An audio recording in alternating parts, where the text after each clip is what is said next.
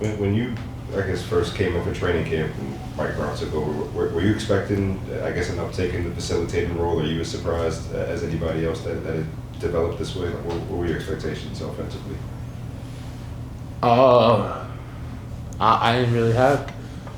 I didn't have no expectations. I didn't know what to expect. Yeah. You know, so I've always loved this role. I've always wanted this role. So I'm just happy we got to this point. I mean, he was pretty successful with another big Sabonis until they put him in a playmaking position. Just like, I guess when it kind of started materializing for you, where you're like, well, you could have been doing this all along. Did you expect him to kind of go that route, given he had done it in the past? What'd you think? I don't know. That was my answer to the last question. People always ask the coach, like, what do you learn about your players as the season go on? What do you learn about him, especially this time of year when the pressure is kind of kicked up and the decisions are more important?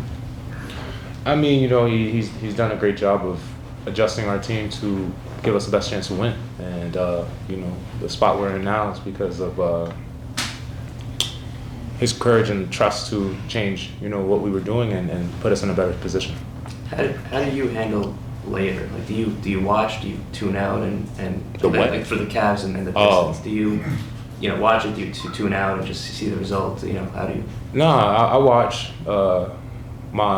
My fiance and me love watching. Well, she loves watching basketball a lot, and so it's always something. Even when I'm like not thinking about it, maybe I'm thinking of talking to my family, my niece, my nephew, or whatever. She has the game on, and she's constantly updating me on what's happening, or, you know, she knows ball now. After all these years together, she's talking about flex screens and UCLA cuts and stuff like that. So I definitely am tuned in. I watch the games, especially on the days when I'm not playing. The Wolves are playing, so I'm always tapped in. I'm watching. I'm texting Rudy. I'm texting those guys, and just you know, watching the play.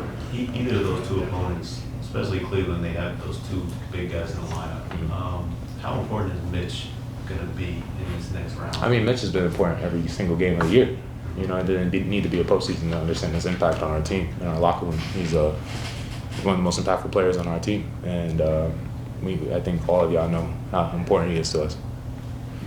Okay, how much, you know, so much of this business, you know, whether you're playing basketball, football, is dependent on health. Mm-hmm. You know, and I'm just wondering how much of that longevity is luck, just good genes, good fortune. How much is something else, just how you take care of your body, and how much is luck? I believe luck is not given, it's earned. You know, I've earned my luck. You know, I've put the work in outside of the basketball court, taking care of my body, my diet, you know, with my team that keeps me healthy and feeling good, you know. In my career, you know, I always believe luck is just something that God is just happened to happen, you know, it's given, but it's something you earn. I've earned the right to have luck in my situations where I should have been in the worst spot because I put the work in. You know what role you could have had offensively this whole time. You know that. Do you feel like what you're doing now is like vindicated? Like, see, I told you. I've always said it since the beginning, I'll do whatever it takes to impact winning. And, you know, I'm glad that I've been able to do that with this change of role and be able to help our team win. I mean, that's the most important thing, and utilize my talent.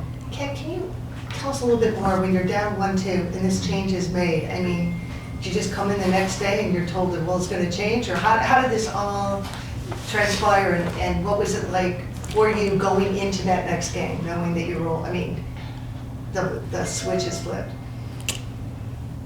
I mean, you know, you go, you know, you're down 2-1. Obviously, it's not the end of the world, but it's, you know, you guys understand the importance of the next game. Every game is just, it should be acting like we're down 2-1, no matter if we're up 3-0. You know, you go in there, you say how you feel, what your feelings, your idea, and see if it's received. And it was received. So I'm glad that we're not talking about a 2-1. We're talking about us getting ready for the next opponent and having this time to see our families, rejuvenate our minds, our soul, and get ready for the next challenge. I remember earlier in the postseason, Josh said he takes nothing from the regular season in terms of like regular season matchups versus the playoffs. He's right. How do you approach it? He's right. I mean, I'm super honored to say it's my third straight consecutive conference finals, but in the last two conference finals, it's been teams that we've had a lot of success against in the regular season and found ourselves losing in the conference finals. So you cannot see anything as an opportunity. Well, the regular season said we had success, so it should translate in the postseason. It doesn't work like that. Even the other way around, like even if you don't have success. I haven't seen the other way around. I haven't had the opposite situation. So I'm just happy that you get to keep having these chances. You can't take any of them for granted.